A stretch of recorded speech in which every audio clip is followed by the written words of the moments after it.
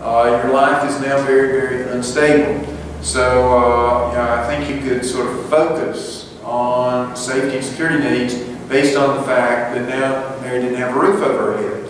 Some people have argued for physiological, and I would accept that, because if you don't have a roof over your head, it may threaten your survival. So once again, as long as your level you select sort of matches your explanation, there's no problem. It's just if there's a mismatch. So two people can have different levels, but provide the same explanation. I only want you to select one level.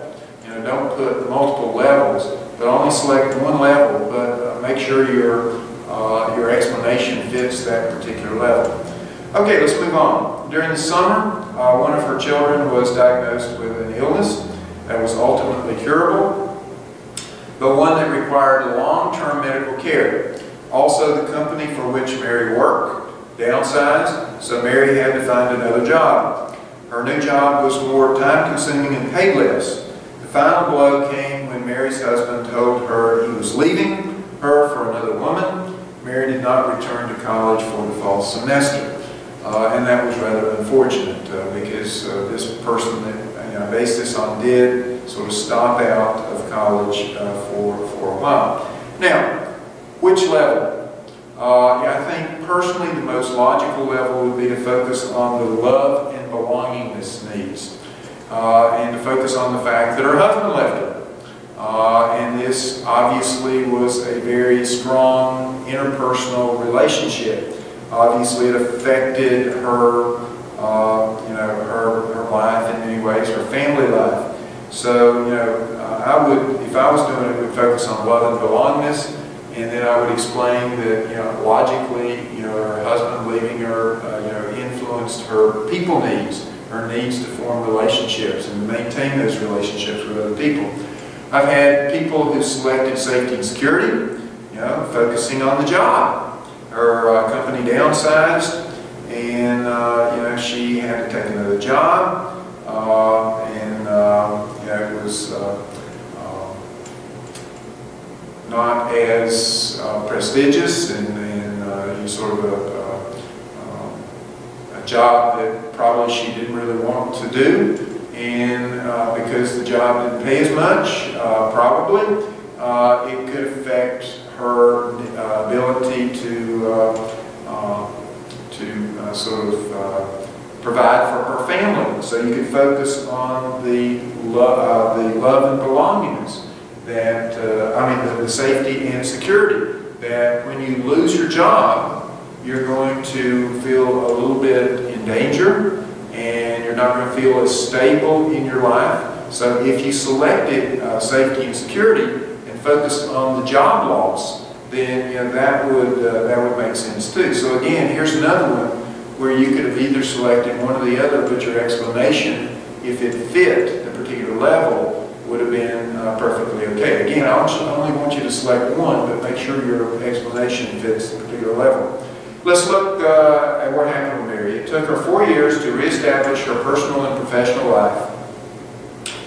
She happily remarried. Her child regained its health, and she rose through the ranks in her new company to a level that exceeded her position at the previous company.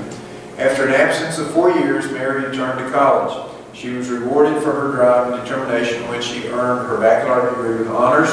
Mary now has a sense of fulfillment in both her personal and professional life. Remember, the key here is fulfillment. So if Mary is fulfilled and she's moving on and trying to achieve higher things in her life, we would then say that Mary, once again, has moved to a level of self-actualization. And it's true. When Mary moved on in her life, she became, once again, a very self-actualized person. Even more self-actualized now, because she did have the college degree that she wanted to achieve, and it allowed her to sort of be in a self-actualized state much more and more fully than she was before she got her college degree. Okay, that's it. Remember, the test will end with chapter 10, and we said that we would leave out number 5 in chapter 10. There's a bunch of stuff here, so hopefully, you'll take a little time. In fact, hopefully you'll take a lot of time during your spring break week to prepare for your test.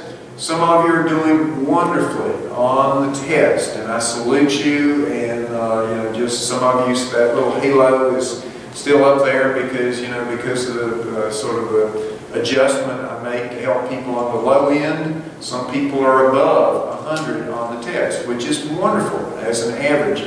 Last time I was much happier because most of the grades, a high percentage of grades fell into A's and B's. But folks, it's getting late in the semester. If you're on the low end of the scale, please redouble your effort.